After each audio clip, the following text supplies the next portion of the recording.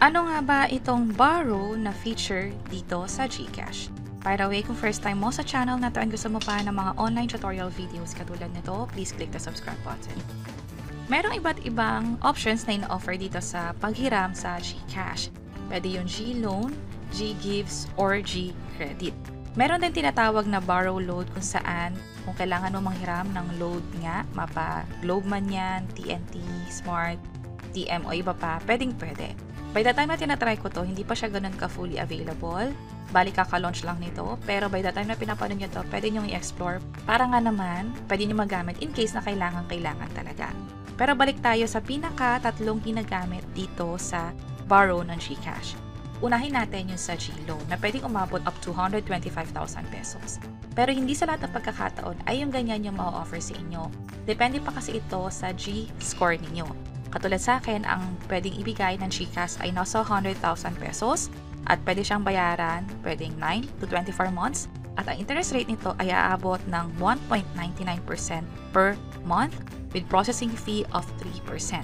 Kapag gusto ko nang mag-loan, pwede ako mag-tap ng get started dito at ilagay dito kung magkano ba yung gustong i-loan. Take note lang na hindi kailangan yung sagad kasi nga may interest din tayong babayaran dito. Halimbawa, gusto ko kalahati lang, 50,000 pesos, pwede ako mag-proceed. Makikita ko dito, yung installment plan, pwedeng 12 months at ang mabayaran ko ay nasa 4,900. Pwede ko ba itong palitan? Sa option ko, hindi. Sa step 3, ano ba yung loan purpose natin?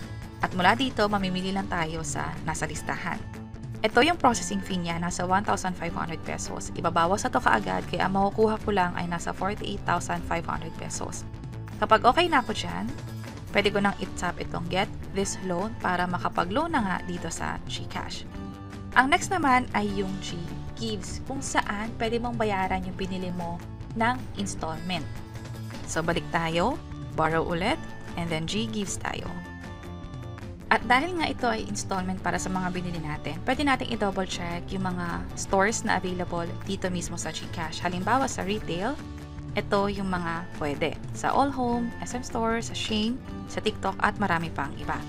Pwede rin naman sa supermarket katulad na nakikita natin dito sa listahan. Pure Gold, Walter Mart, Shopwise, SNR, Robinsons, Save More, pwede.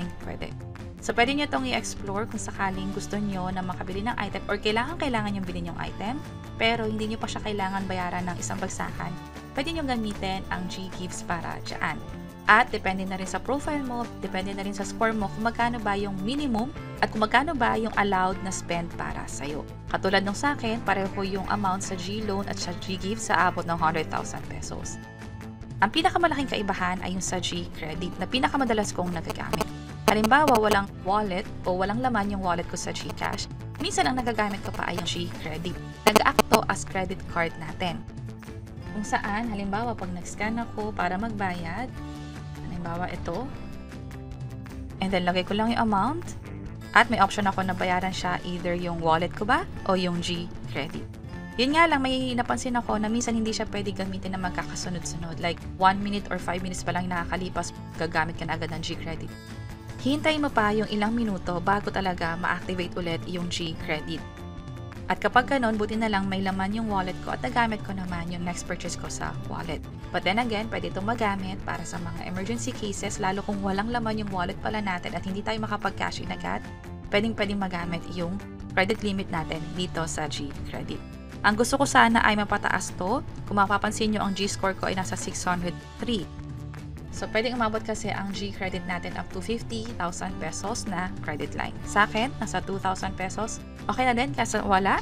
At yun nga, dito sa borrow, may iba't ibang option tayo para makapanghiram, lalo for emergency cases. Pwede yung G-Loan, G-Gives, or G-Credit dito sa GCash. At kung kailangan nyo ng specific step-by-step guide kung paano gamitin yung G-Loan, G-Gives, G-Credit, meron kaming mga ginawang tutorial videos. Pwede nyo i-check yung page or channel namin. Sana makatulong and see you sa mga next videos. Bye-bye!